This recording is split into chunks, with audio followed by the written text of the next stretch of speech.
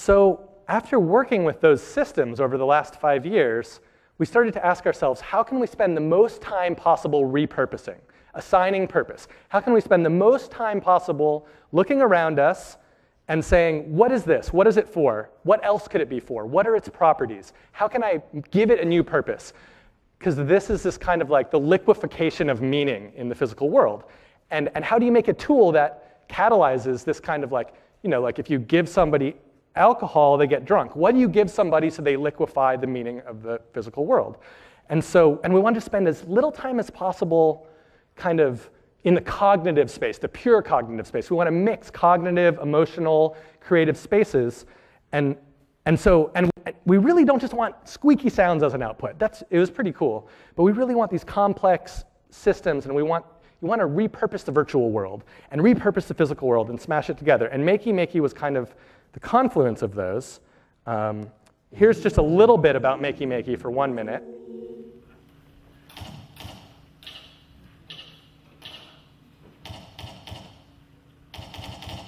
So kind of like dumpster diving online for video games, kind of like scrounging around in the physical world for parts, making little sketches of user interfaces. Again, searching around online, dumpster diving online, coming to the physical world using familiar tools in a new way.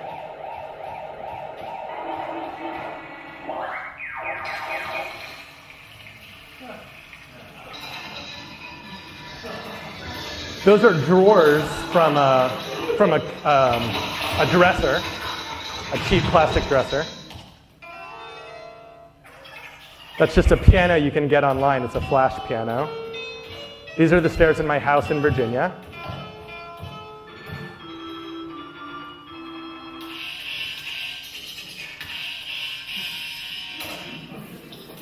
This is my cat. That's aluminum foil. That's photo booth on a Mac.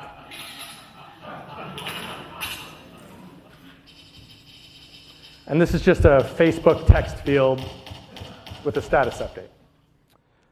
So the basic functioning is just this high resistance switching. So we actually did a lot of technical work behind the scenes to get this to work. When two things touch, just like when you turn on a light switch behind the wall, there's two pieces of metal that touch and then let the electricity flow, turn on a light. In this case, we set up a really sensitive, high resistance switch using basically just a voltage divider of a 50 mega ohm resistor with the physical world in line with that.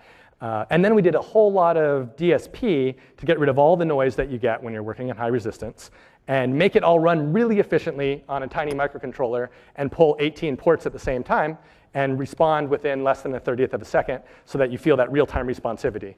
And even if you're working in a machine room or on stage with lots of lights and electricity, that noise is kind of canceled out without any processing on the machine. Because you just want a plug-and-play device. You want to plug in and start going. Because we're talking, let's not get in the cognitive space here. Let's just start creating.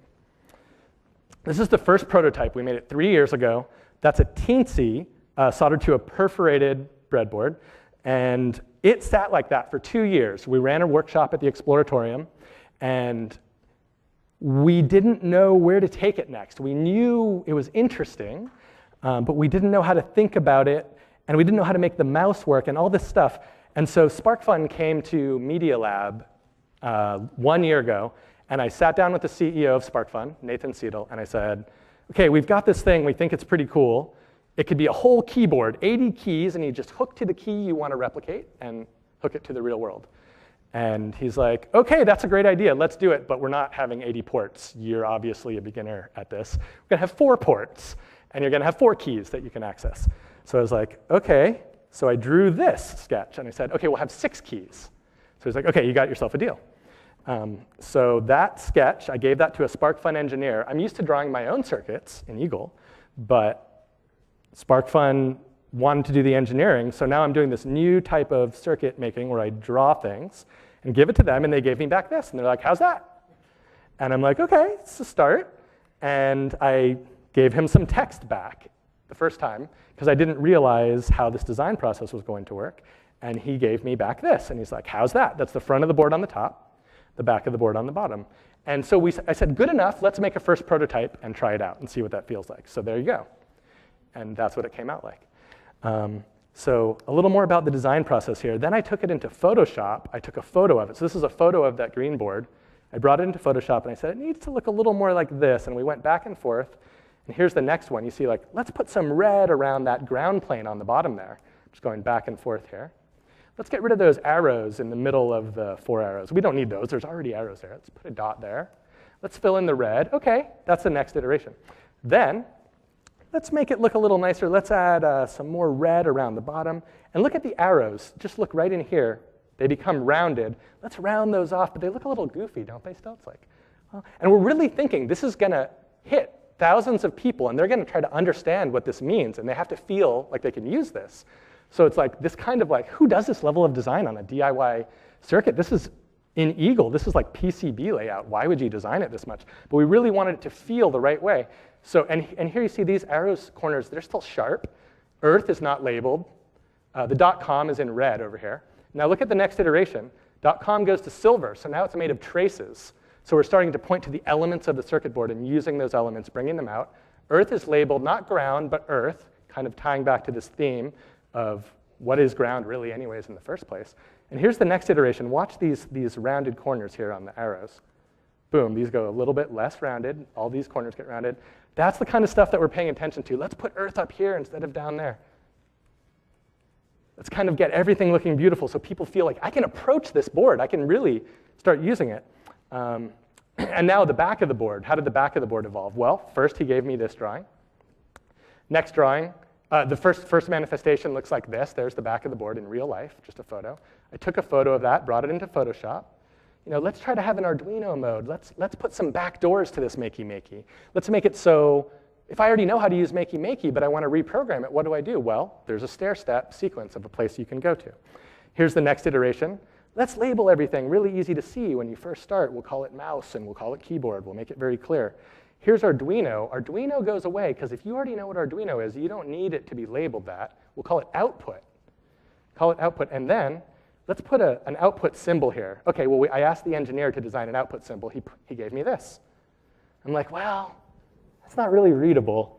And he's like, we're shipping this in like 1 hour. I'm like, OK, I'm driving home. I'm in Photoshop. That's an output symbol. That's simple. Put it on the board. He's like, OK. OK, so there's the final design of the back of the board. Of the box, also, we put some special features in there. We put some warnings. And we put the open source hardware symbol on there. Also, when you open the box, you can't see that, but when you open it, there's these kind of secret things hidden in there.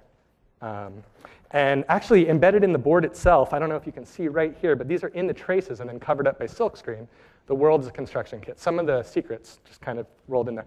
I've never really explained this to anyone, so I feel like this is kind of like behind the scenes. And then a lot of people are like, what was the Kickstarter like? So I'm going to tell you a little about what the Kickstarter was like. You can ask me more if you want to know. But there's this basic thing where we really wanted $25,000 to make these boards because we couldn't afford to make them. So we put it up on Kickstarter. And the day I put it up on Kickstarter, I got on a plane and flew to Maker Faire, because you got to go to Maker Faire and show your stuff. That's on Kickstarter. And then I landed from the plane, and I checked Kickstarter, and we were almost funded. And I was like, oh my God, what are we going to do? I guess that's good. And the trend pretty much continued. The only real spike is right here. And that was when Kickstarter sent out a newsletter talking about us. And the rest was pretty linear.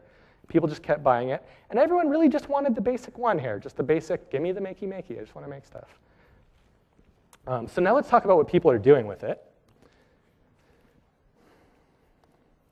So like I said, we jumped on that plane. Let me see if I can make this a little bigger. Yeah, that's pretty good.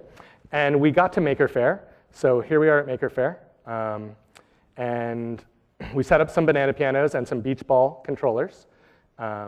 And then we met all these people. We met Sylvia Super Awesome Maker with Sylvia Super Awesome Maker Show.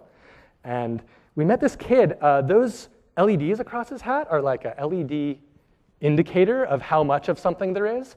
And he has a methane detector in his pants that he had. And he said that he has big plans for using Makey Makey for fart detection. I didn't know how that would work. But he says it's possible. And then we won 2 Editor's Choice Awards at Maker Faire. And at Maker Faire, we gave out 200 Makey Makeys because Intel sponsored this booth with these early Makey Makeys, and we made it happen. And then, by accident, we didn't realize this would happen. We started seeing things out in the wild. So we saw this video, and we didn't think like, oh, people are going to be posting videos now, because we just gave out 200 circuits. This one was in the wild at the Exploratorium.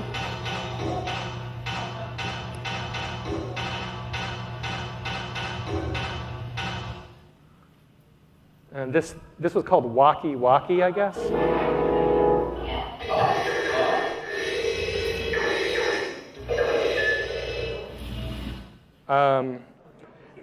And we're like, okay, this is the best part of the project. People are actually using it the way we thought they would use it. Let's have a contest. And so we put out a contest, and we got things that we really, really didn't expect. So this is like a healthcare usage. A dad proposed to use this for his son who had cerebral palsy for a custom controller so he could read his digital comic books. And his dad's like, well, these cost a lot of money for us to make. I can modify this. Every time my son's hand changes, I can modify it and tweak it so it'll work. And this boy said, I'm going to make for my sister, for her birthday, a slideshow advancer for that when she jumps on the trampoline, it'll go to the next slide. And this person said, when the bird lands in different places, different music will be played. And this was a paper at TEI 2012 that let you swish water around in a container to control something as a user interface. And Steve Mann was there, and he said, that's already been done. Our lab did that before. And now, apparently it's been done again, this time with a Makey Makey. So there's a video that someone posted online of this. And this used to be high-tech research. People are now manifesting this really fast. Some other stuff, a teacher said we're going to set up a weather station just using a Makey Makey and clever use of high resistance. And a grad student is using it to prototype mazes and change them really fast for naked mole rat training. Someone said, I'm going to have it Skype from under my stairs to my room. My parents come up the stairs. I'll pretend I'm asleep. It's a parent's alarm. 3D twister, and most importantly, a P-logger. I don't know why you need that. So we got all these really great contest submissions, like more than 300. And then we started making them. So here's 13,000 of them. They're now started to ship out.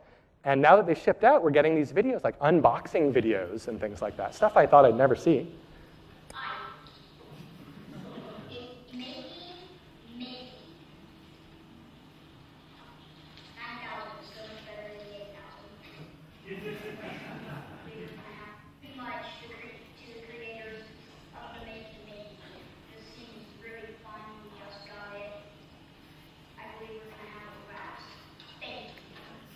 These kinds of thank you videos. This is this talk. Oh my God. And then it's like kind of this silly stuff, but used by at Rackspace, they said, oh, we'll spin up a cloud server using a bacon, lettuce, and tomato sandwich. And so this is just kind of like this story of like, how did I come to Makey Makey? What happened over the last 2 months? I don't really know. I've been working 80 hours a week. I've been finishing a thesis and starting a new job. And I have a baby, and I'm just moved from the East Coast to the West Coast. I have no idea what's going on. I guess that's all I have to say.